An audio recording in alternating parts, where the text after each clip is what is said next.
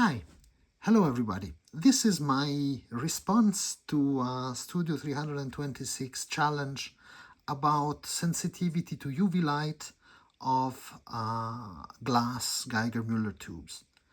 It happens that I have this J305 Chinese Geiger tube that was sold with these cheap Arduino shield. He also asks about the sensitivity to those tubes to different high voltages. So instead of using the internal high voltage power supply of this board, we will build our own, and we will be able to adjust to any value between 0 and about 1000 volts. Actually, the sensitivity to UV light of this glass tube is a very good question. It's the first thing I asked myself when I first bought it, and I was actually too lazy to test it out, but I want to know if these tubes are sensitive to UV or not. So I have one tube, I rigged up a power supply, I have a couple of UV sources. Let's find out. These are the two UV sources I have. The one on the left is a wood light lamp or black light lamp based on a gas discharge tube, a fluorescence tube. It emits UV at 365 nanometers, which are classified as UVA, and is the same type of UV that you find in a disco or in a party.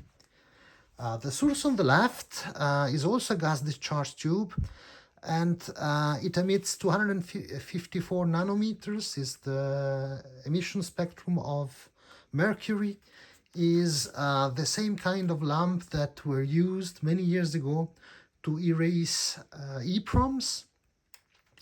And we will see these UV are more energetic than these UV, and we will see if there is a difference in the effect these lamps have on the tube, and if there is an effect at all. So this is the high voltage power supply. It starts here with this mains line that goes into this variac. These variacs allow adjusting the AC voltage from 0 to about 280 volts AC.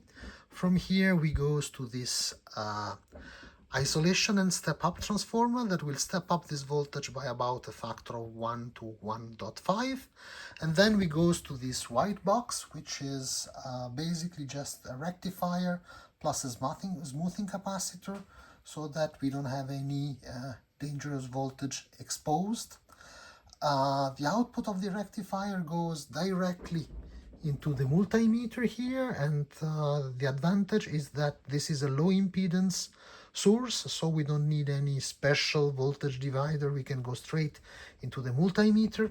And from the black box we have an internal 1.5 mega ohms ballast resistor to limit the current and make the rest of the circuit a little bit more safe. We goes to the J305 Geiger-Müller tube through an additional resistor to make up to the required 2 mega ohms. Then the pulses go into the Arduino Geiger shield that we just use to amplify and detect and hear the pulses, and then the high voltage goes back to ground through the black wire, and this circuit is powered by this 9-volt battery over here.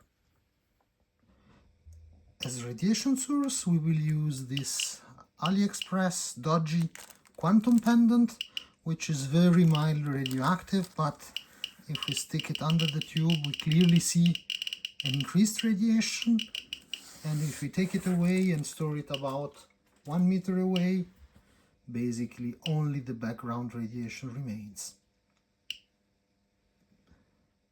So let's first test our system. I have placed the source under the tube so that we will get an immediate response as soon as the voltage gets high enough. The detector is powered up, and let's gently raise up the voltage and see what happens. So 40 volts, 50 volts, 60, 80, 100, 200, 300, still nothing, but soon it will start detecting. 340, yeah, 345, it start detecting the source. Let's keep increasing.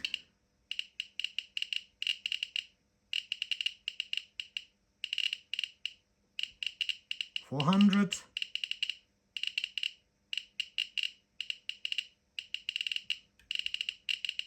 450,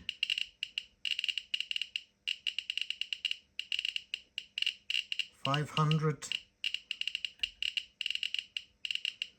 550,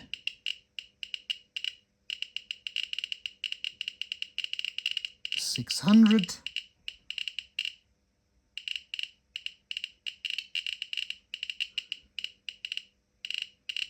650,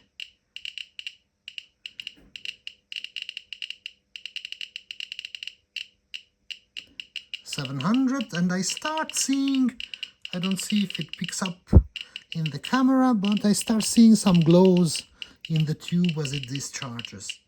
Let's increase the voltage a little more.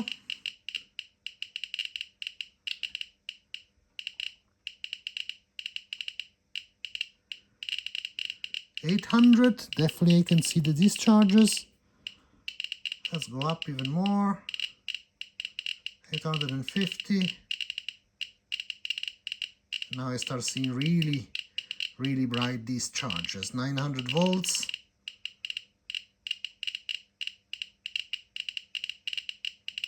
950.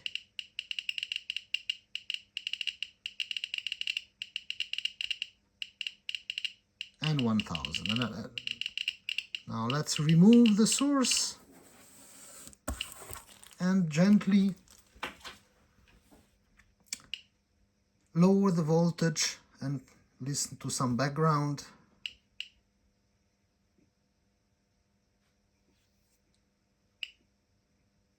So still picking up background at 800 volts.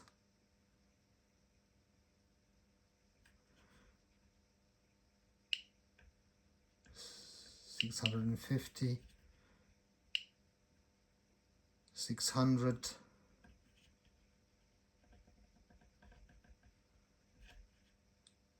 500,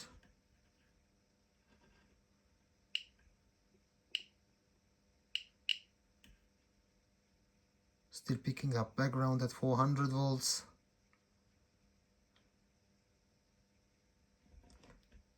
And below 340 it will not pick up anything else. And by the way, I did not hear any increase in frequency with the voltage increasing. So now let's test the 365 UV light source. By looking at the glow on the piece of paper behind, you will be able to see if there is UV light that strikes the tube or not. So let's keep some UV light and raise the voltage a little bit until we start detecting something.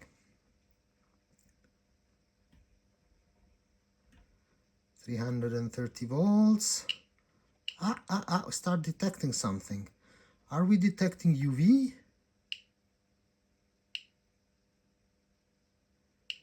Maybe.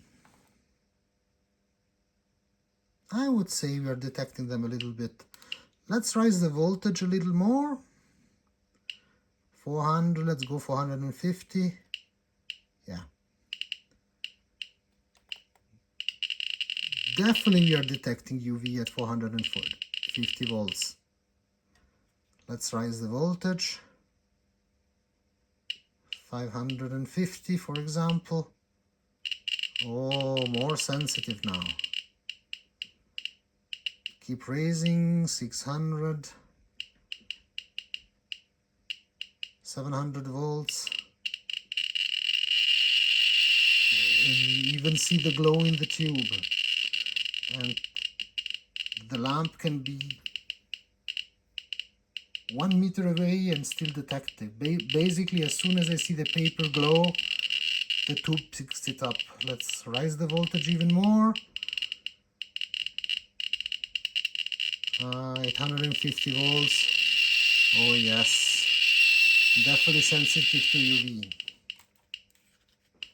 And as soon as the UV are gone, only background is detected.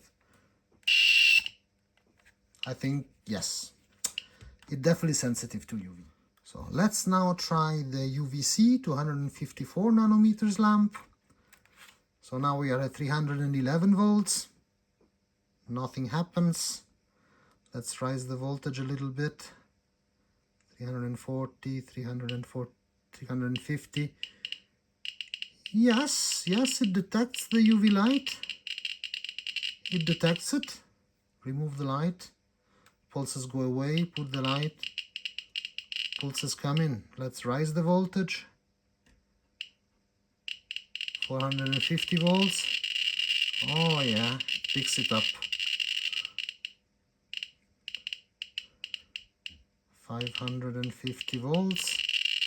Oh, more sensitive than before.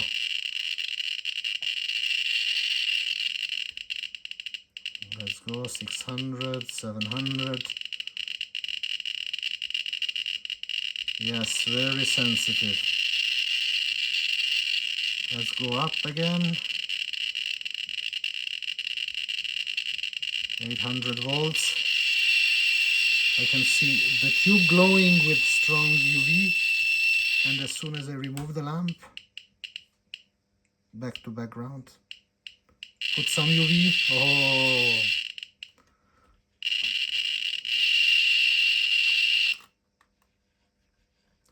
So yes, sensitive to UV.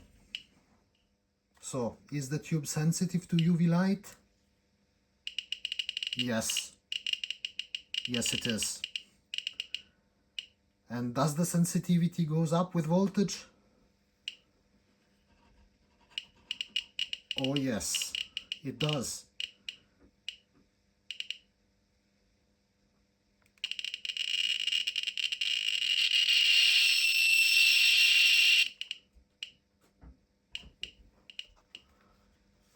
Is there a difference between the two sources? I'm not sure.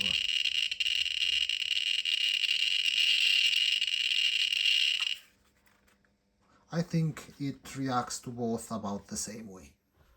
I also have this Geiger counter I built a while ago, and it's based on a large pancake SI8B Russian Geiger tube, and it has a very large mica window which is semi-transparent, I would say. And is this thing sensitive to UV light? Let's find out.